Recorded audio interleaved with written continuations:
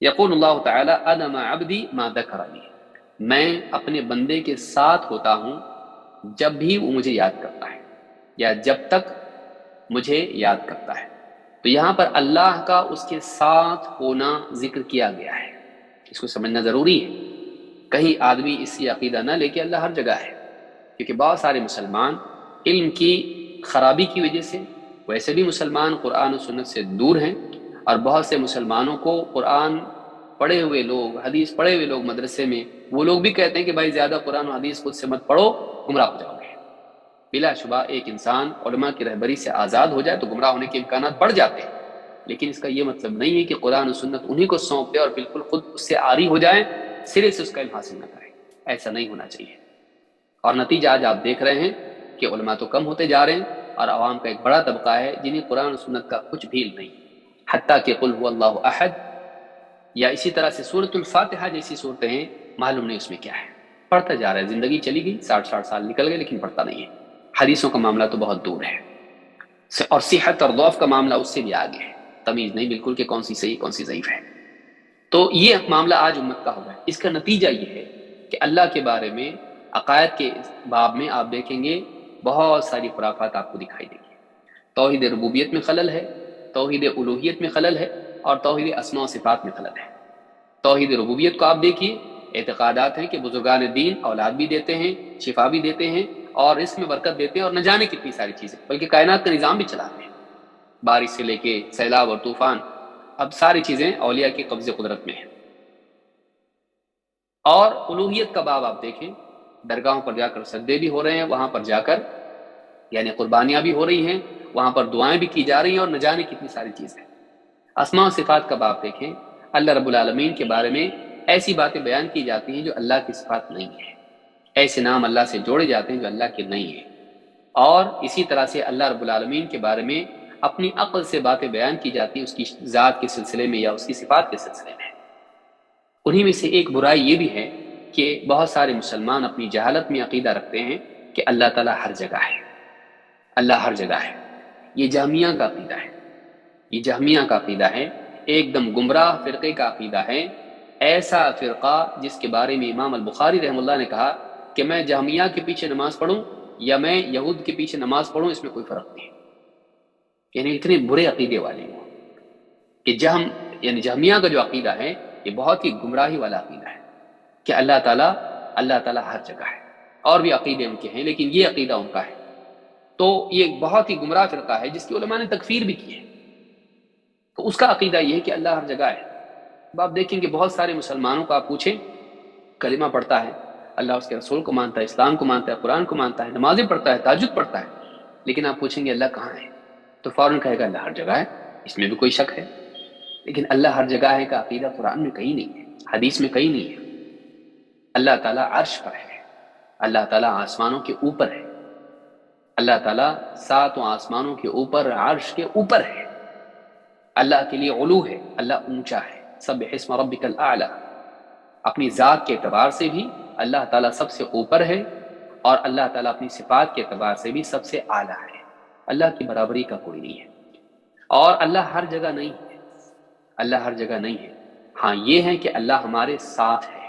لیکن وہ معیت کیسی ہے اس کو جاننا ضروری ہے۔ لہٰذا یہاں پر آپ دیکھیں گے کہ یہاں ذکر آ رہا ہے، یہاں مقید ہے، میں اپنے بندے کے ساتھ ہوتا ہوں ہر وقت جب مجھے یاد کرتا ہے۔ تو معلوم ہے کہ ایک عمل کے ساتھ اللہ نے قید کر دیا اس کو کہ جب وہ یاد کرتا ہے اللہ اس کے ساتھ ہوتا ہے۔ تو جب قید بیان کر دی گئی تو اس کو مطلق کرنا صحیح نہیں ہوگا۔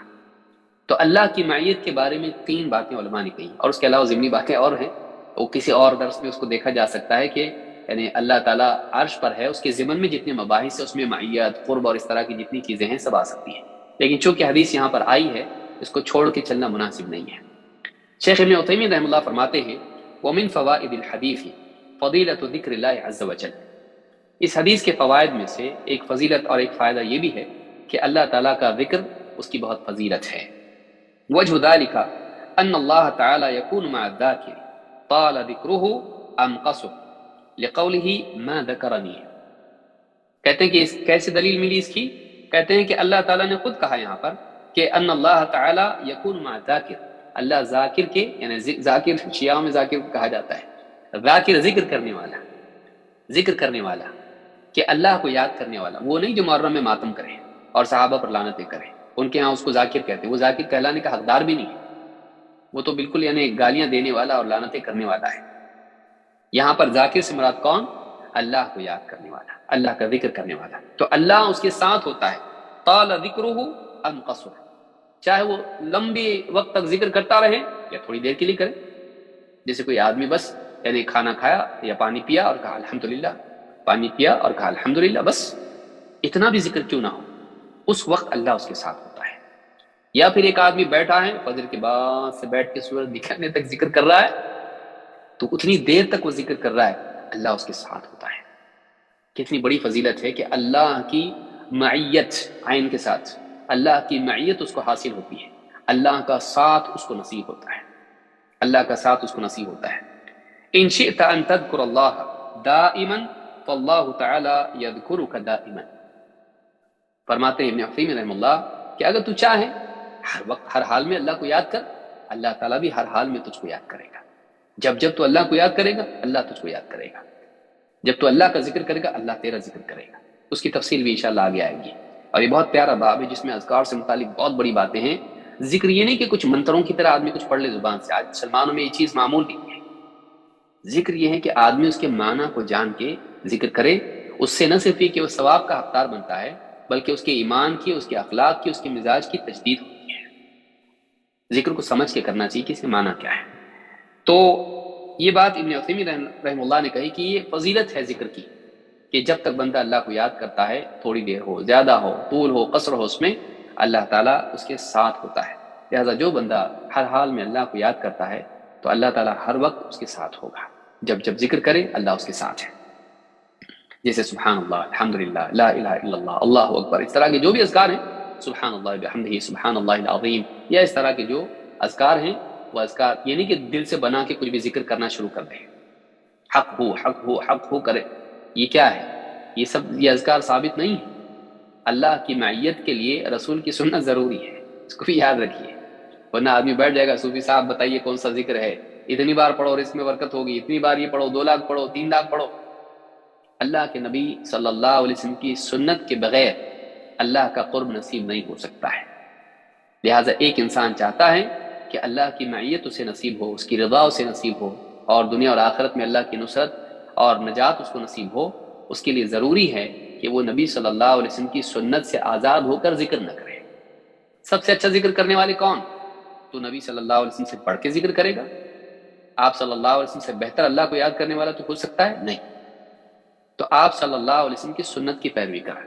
سب سے اچھے اللہ کو یاد کرنے والے محمد رسول اللہ صلی اللہ علیہ وسلم تھے۔